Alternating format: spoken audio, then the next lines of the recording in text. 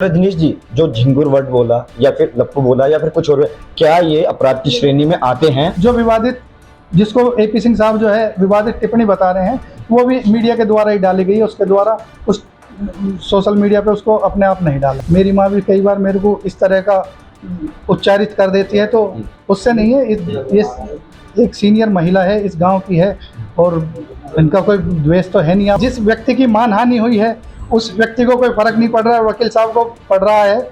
एक विदेशी महिला जो अपने पति को छोड़कर आई है भारतीय संस्कृति को तहस नहस करने के लिए। मेरे साथ मौजूद हैं मिथिलेश भाटी के वकील रजनीश जी, उनसे बात करते हैं क्या आज चर्चा हुई। वो उन्होंने मिथिलेश भाटी के लिए केस लड़ना चाहते हैं। सर, क्या बात हुई आपकी?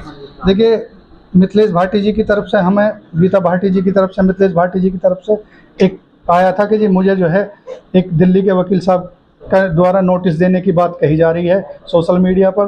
तो उस पर आज मेरे पे पत्रकारों का फ़ोन आया है, तो मेरे को क्या कहना है, कोई नोटिस वगैरह है तो उसका किस तरह से जवाब दिया जाएगा। तो हमने आके यहाँ मिथिलेश भाटी जी से, गीता भाटी जी से बात की है और उनसे पूछा है कि भाई आपको कोई नोटिस आया है। तो उन्होंने कहा कि जी नोटिस तो हमें आया नहीं है, केवल अभी सोशल मीडिया के द्वारा जो है हमें जानकारी में आया है। एपी सिंह कह रहे मैंने नोटिस भेज दिया, लेकिन उन्होंने भेज दिया हो, अभी डाक में रुका हुआ हो, लेकिन हमारे पास ना तो मेरा क्लाइंट तो ग्रामीण क्लाइंट है, ना तो मेल इस्तेमाल करता है, ना कुछ करता है। और उसके द्वारा जो विवादित, जिसको एपी सिंह साहब जो है विवादित टिप्पणी बता रहे हैं, वो भी मीडिया के द्वारा ही डाली गई है। उसके द्वारा उस सोशल मीडिया पे उसको अपने आप नहीं डाला। अच्छा रजनीश जी, जो झिंगुर वर्ड बोला या फिर लप्पू बोला या फिर कुछ और, क्या ये अपराध की श्रेणी में आते हैं क्योंकि वो उनके आधार पर नोटिस भेज रहे हैं? देखिए, जो सचिन मीणा है, ना तो कोई अवार्डेड है, ना देश के लिए उसने कोई ऐसा काम किया है कि वह उसकी मानहानि हुई है।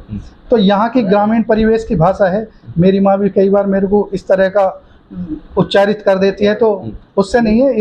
ये एक सीनियर महिला है, इस गांव की है और इनका कोई द्वेष तो है नहीं आपस में कि भाई उसने द्वेषपूर्ण कहा है। उसने कहा है कि भाई झिंगुर सा और लप्पू सा बच्चा है और ये सीमा हैदर को उस पर किस तरह का लगा है। और जबकि एपी सिंह साहब ने तो ऐसी भाषा का इस्तेमाल किया है। मैं आज उनकी एक वीडियो देख रहा था कि उसने कहा है कि मर्दान की पहचान नहीं है तो उसके साथ आके देखे।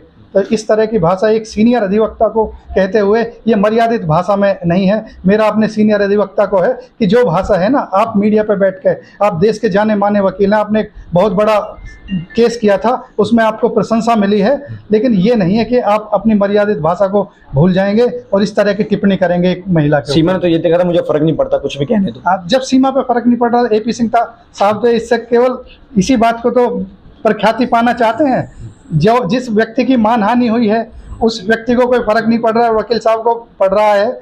एक विदेशी महिला जो अपने पति को छोड़कर आई है भारतीय संस्कृति को तहस नहस करने के लिए, यहाँ की जाति पे, यहाँ के धर्म पे, यहाँ के लोगों पे क्या प्रभाव पड़ेगा। तो क्या आपको नहीं लगता कि रजनीय जातीय उसमें बटने जा रहा है ये मामला कुछ और? ना, यहाँ के लोग बहुत समझदार लोग हैं। मीणा भाई, ठाकुर भाई, गुजर भाई, यादव भाई, सब एक साथ बैठ के जाए। इस तरह की टिप्पणी से हमारे यहाँ कोई फर्क पड़ने वाला नहीं है। आखिरी सवाल, आगे क्या तैयारी है? आगे की तैयारी, जैसा नोटिस आएगा उसका जवाब दिया जाएगा और अगर कोई इस तरह की कंप्लेंट कोई करता है तो उसका जवाब हम कोर्ट में ये दिखाएंगे कि भाई गलती किसकी है। तो ये हमारे साथ मिथिलेश भाटी के वकील रजनीश, उनका कहना था कि मिथिलेश भाटी को अभी तक इस तरह का भी नोटिस नहीं आया। नोटिस आया था वो उसका जवाब पूरे अपने तरीके से रखेंगे, अपना पूरा पक्ष रखेंगे। और उनका यूपी तक।